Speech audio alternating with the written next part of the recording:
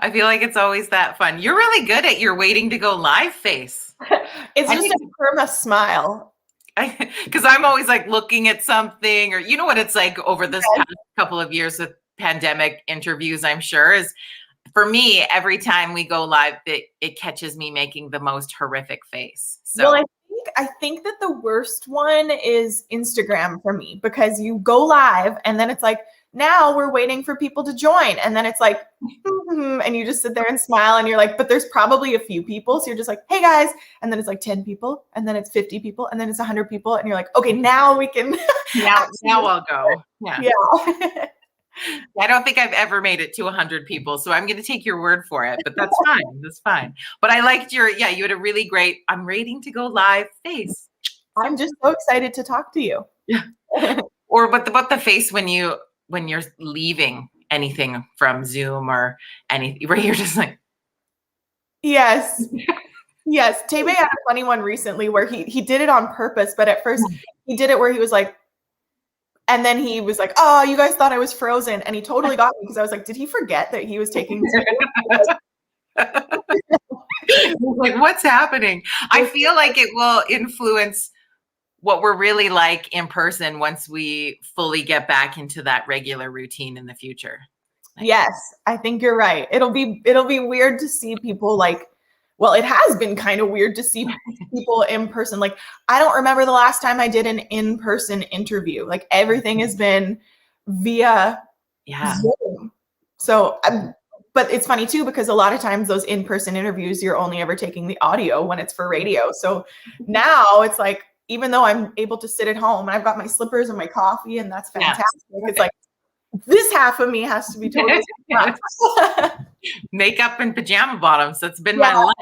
So I feel it. That's on for you. Thank you. That's so great. You know, you're important when someone puts on real pants for you. Yeah. That's the new compliment. Yeah. You won't get me out of your slippers. You might have to be the queen. And even then, I'm not sure. If I met the queen on Zoom, I'm not sure if I would take my slippers off or not. No, I wouldn't. Don't do it. But so excited to connect with you this morning. Just welcome everybody to the High River and District Healthcare Foundation social media. I'm Jody Seeley, and I'm so excited that I get to be the MC again this year for our Cargill Big Screen Harvest Party, which is coming up in 2 weeks, Jess. Like, time is going by so fast, but October 2nd is the big show. And this year, Jess Moskaluke, who hails from Saskatchewan, is our big headliner for the show. And Jess, we are so excited that you are coming to High River. You have no idea. Like, every show is that much more exciting and special these days. So I am probably twice as excited as everybody else. Now, rumor has it, I've heard that you've never done a drive-in show before. So this is going to be your first drive-in show? Yeah, believe it or not. I've done a few socially distanced shows. We've done the hotel show thing, but a specific drive-in is not something that I've done yet. So High River has to bring it, because I am a little bit nervous that I won't like hear you from your cars. So you're gonna have to be really loud, because I need to know that these drive-in shows are going to be just as fun as every other show. They are surprisingly good at being really loud. So we've had one last year. We had your pals George Canyon and Aaron Pritchett come and join us for a show, and people learned how to honk properly, how to yell, how to flash the lights, how to do all the things. So you're going to feel it, but it is a little bit different. But what's nice, Jess, is that the High River Drive-In Theater is, I don't know, I haven't been to a lot of them across the country, but it is absolutely beautiful. And it's called the Sunset Drive-In for a reason, because the sun sets at the mountains right behind the screen. Oh, no way. So cool. That sounds beautiful. Yeah. Oh, I'm so excited. Love it. And last year we had like a perfect full moon that just like hung in the sky with it. So you're in for a real treat yourself, as well as us for you. So that's going to be awesome. I'm going to have to make note of that. Someone's going to have to let me in their car so I can watch Jade. So how's the last little bit been for you? How's pandemic life? Because we know for people in your industry and our beautiful music artists of the world, this has been a tough one. Yeah, I'm not gonna lie. Like most answers that you'll almost ever get from me in any kind of an interview are very like happy and exciting and bubbly. This is not. It's been a really. I will start off by saying it's been amazing to be home and to sleep in my own bed and to have, my clothes in a closet. That has all been incredible. Spending time with my family and my husband, but it really sucks not being able to play shows. It's really challenging. And I think what people don't realize is that, in the past year, we've not only booked shows once, we've booked that one show maybe 5 or 6 times. And, there's a lot of complications that come along with booking flights and hotels and rebooking them and canceling them and trying to find a date that works for the promoter and you when there's only a small window where the regulations allow us to have shows. So anytime a show comes to fruition, like the one in High River is going to, it's really, really exciting because there's been that much more work and it's been a roller coaster because you get your hopes up and then a show might get canceled and then you're really bummed and it's been tough. I won't lie, but hopefully, we're starting to maybe come out on the other side of it and hopefully it won't be much longer. Well, and I guess for us bringing you in is we're like, okay, let's bring in Jess Moskaluke and let's do 3 shows. Like, let's get as much Jess as we can in one night. Yeah. Yeah, no kidding. Plot twist. It was my idea because I just want more shows. Like, you want one? How about 3? 3 in one night. Yeah. Yeah, exactly. I'm excited. We've never really done anything quite like that before since like the days I used to play bars on weekends, and that was a little bit different because it wasn't all my own songs. So this is like an all around different show for me. I think it's going to be cool. And what's fun is we, with the foundation, they've built sort of some cool things into each show being unique. So the first show of the night is the acoustic show where people will actually get the speakers out concert acoustic experience. And we're bringing in a local artist to be your opener. His name is Craig Carswell, extremely talented guy. You will adore him.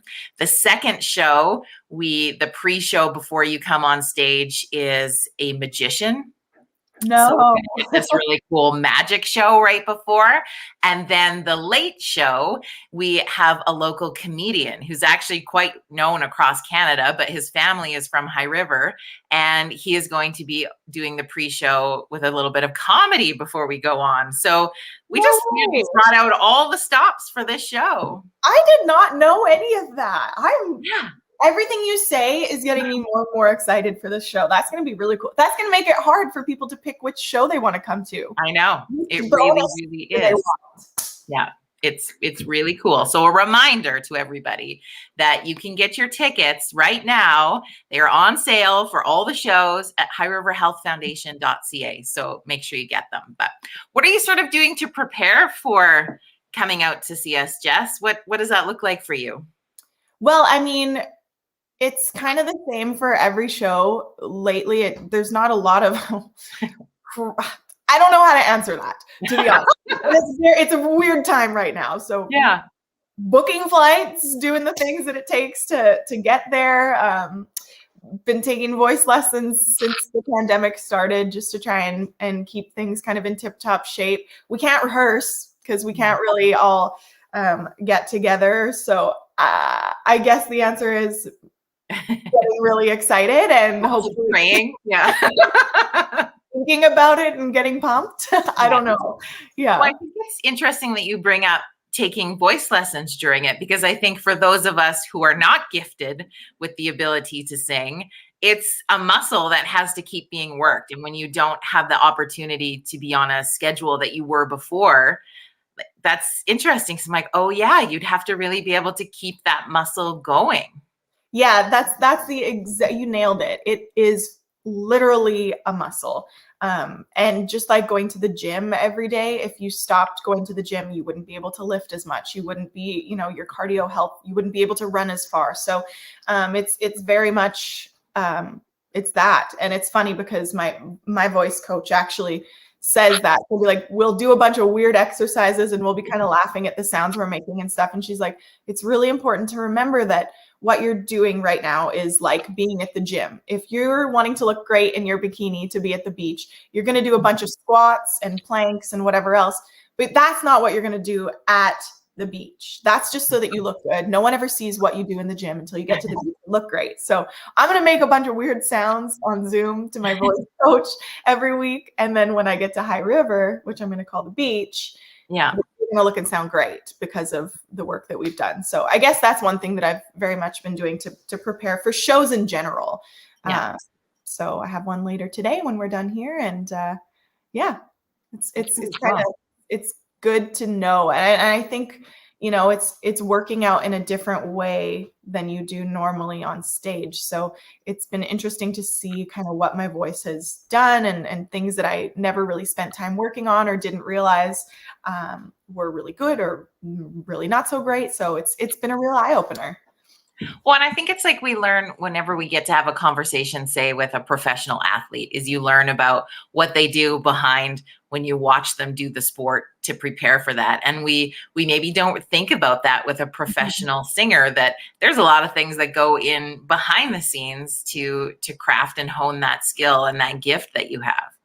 And there's so much more to it than actually that as well. It's funny because when people ask about a music career or a career as an artist, you know, I think a lot of people during the pandemic just kind of thought, oh, well, she's bored and not doing anything at all because she doesn't get to sing. Well, no, like I'd mentioned, there's a ton of work that you do to prepare for that. Plus, you know, during the pandemic, we released an album.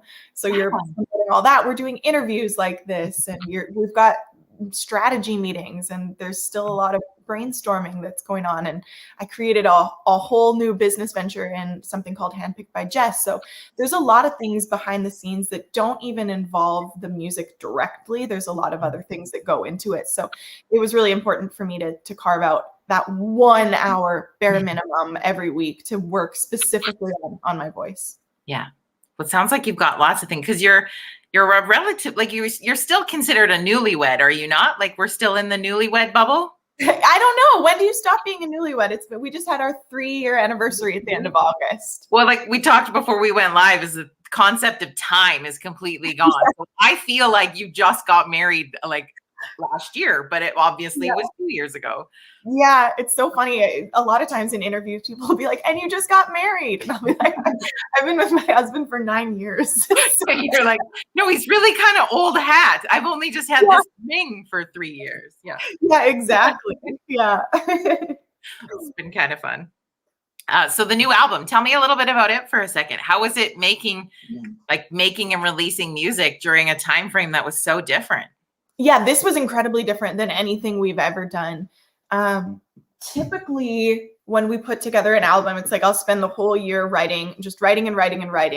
And, you know, when we feel like we've got however many songs we decide to put on the album, whether it's an EP or a full album, then we'll take them into the studio, produce them, and release it.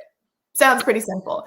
However, this year, I actually wasn't going to do an album. I had kind of thought, you know what, maybe releasing singles is going to be the way to go for a little bit, because I really felt that would be the easiest way for me to get the freshest music out and really get a lay of the land and see what my fans really want, what's going on in my life. And I thought I could get the most music out, you know, best for that time.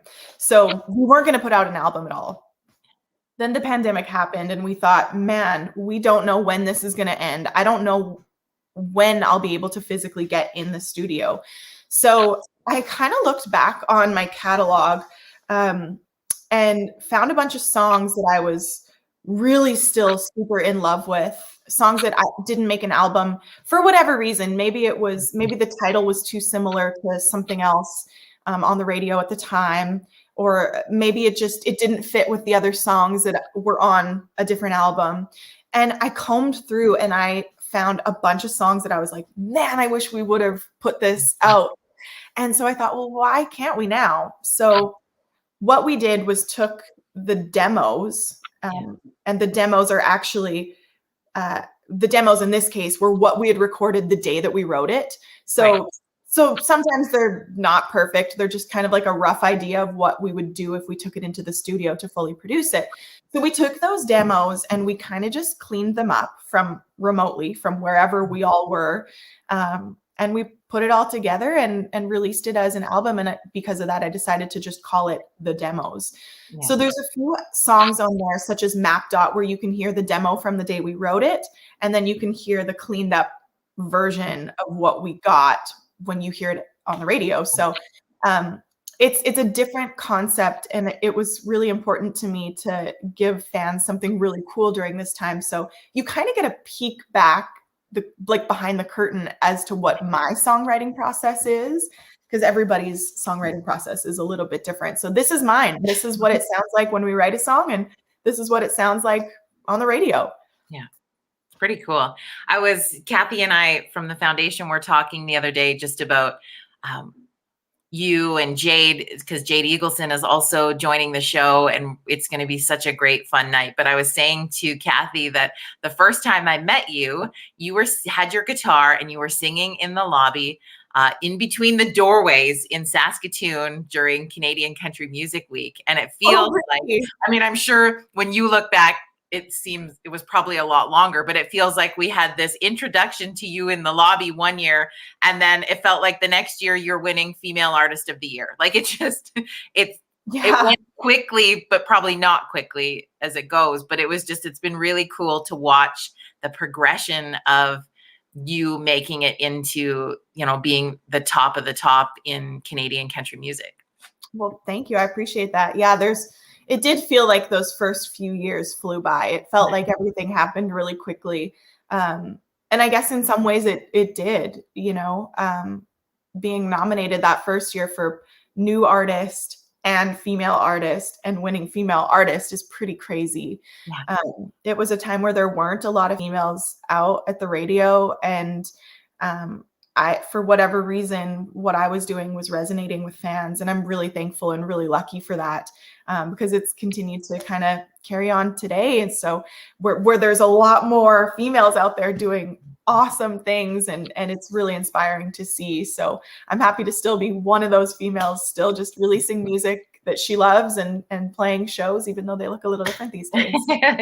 Well, and you've always been such an advocate and such a lifter of other women in the industry. You've always been somebody who's been really, I don't know, I want to say with such grace, supporting other people and not making it a competition. And I think that speaks such volumes to your characters and your values that just shine through your music also.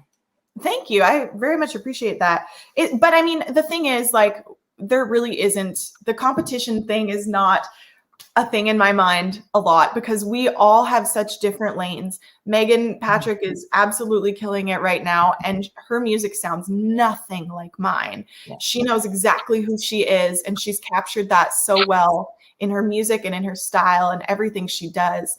And, Mackenzie Porter, same thing. She doesn't sound anything like I do, or like Tennille Towns does, or Tennille Arts. And we've all really got our own music and our own style, and there's no need for those things to compete, because there's really a space for all of us. And, we're all friends. It's a happy family. So I know. It's so good when everyone, when each of those people has some kind of a success or a win. It's a win for all of us.